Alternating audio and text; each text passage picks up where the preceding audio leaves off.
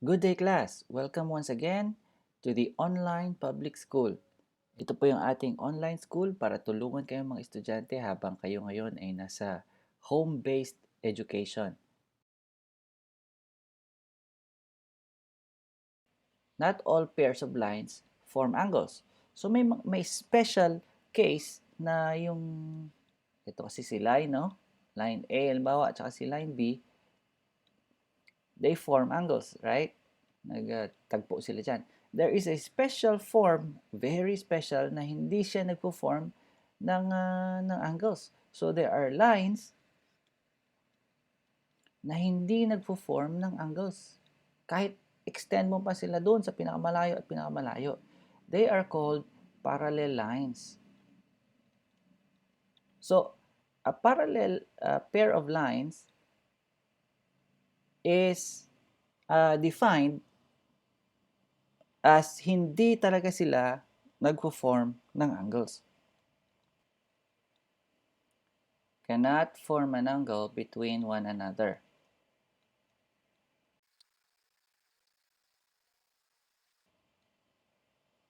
Number two, lahat ng distance na between them, no, pag binaysek mo dyan, no, ang distance dyan, D, dito, distance dyan, D, dito, distance dyan, D, pare-parehas. So, equidistant.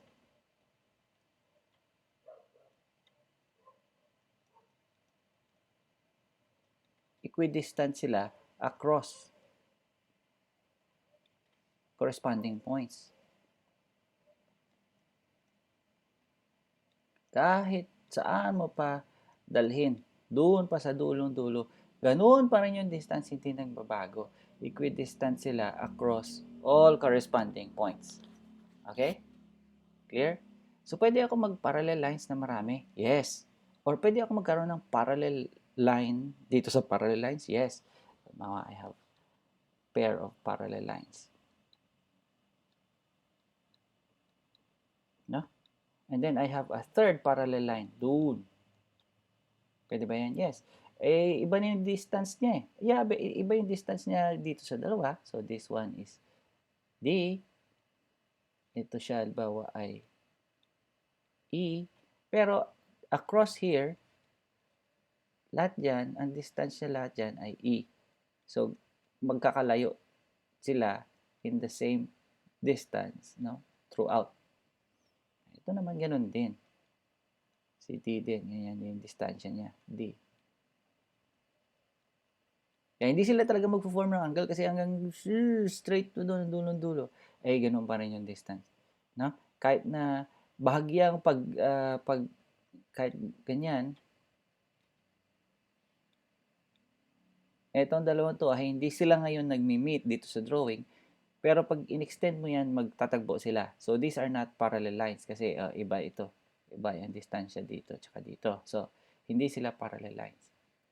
Yung parallel lines ba pwedeng mag-exist na naka-angle with some reference line? Yes. Halimbawa, ito. May reference line. This is a reference line. Meron akong okay. Meron akong line. Meron akong line. These two are parallel. And these two naka-form ng angle with this line. No? So, pwede ba yun? Yeah, oo, pwede yun. No? Pwedeng magkaroon ng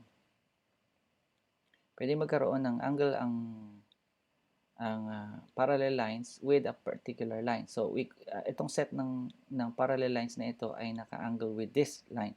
So, anong angle nito? So, if this is alpha, now of course, dahil parallel lines ito, this one must also be alpha.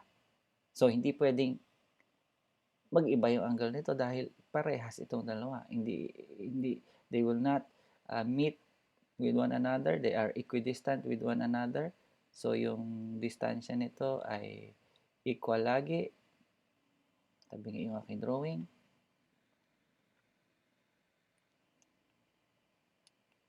Distance nito ay equal lagi sa isa't isa. Ganyan. So, hindi sila magmi-meet. Therefore, they have the same gradient or they have the same slope.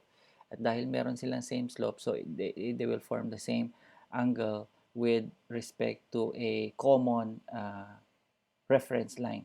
Na? Okay? So, ang tawag dito sa angle na to, this is called an internal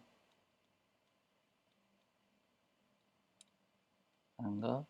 May parallel line. This is called an external angle. So, sa parallel lines, pagka ikaw ay may parallel lines, if you have parallel lines,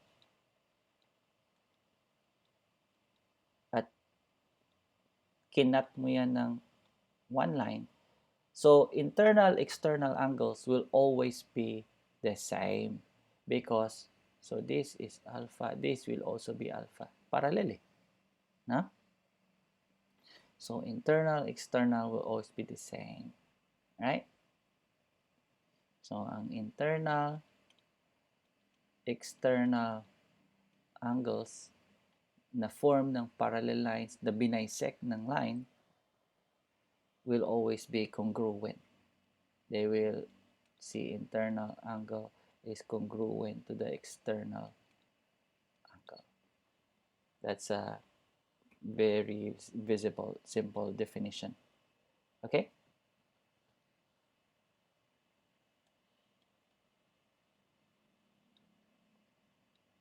Ngayon, ito naman ay tinatawag na alpha and beta are vertical angles.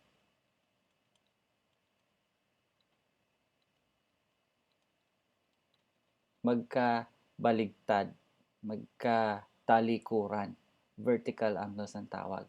So, ibig sabihin, ito din, vertical din niya yan. And, ito naman, si beta, tsaka ito, supplementary sila. Kasi, isa silang 180 degrees pag i-total mo.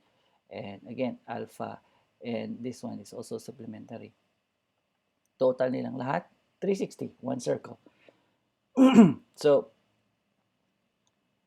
alpha ay congruent sa beta, meaning pareha sila. So, alpha actually is congruent to beta. Why? Because they are vertical angles. Now, imagine mo, alpha. Supplement siya nito. 180. No? Supplementary siya nitong isa. To prove this, to prove na equal, na congruent yan, well, it's very visible actually, but okay, if you want to prove it, so alpha is plus this, let's say we call this theta. So alpha plus theta is 180 degrees, and beta plus theta is also 180 degrees, right? Si beta tsaka si theta 180 din. Si alpha tsaka si theta 180 din. Subtracting both sides, so alpha minus beta is 0. But what does that tell you? So si alpha is congruent to beta, right? So yan, mga simpleng actually you don't need to do this, but for the sake of just doing it, ikitang-kita na parehas sila, right? Vertical angles, they're congruent. So this is it for now. Balik-balikan nyo lang yung video to review, and see you again soon.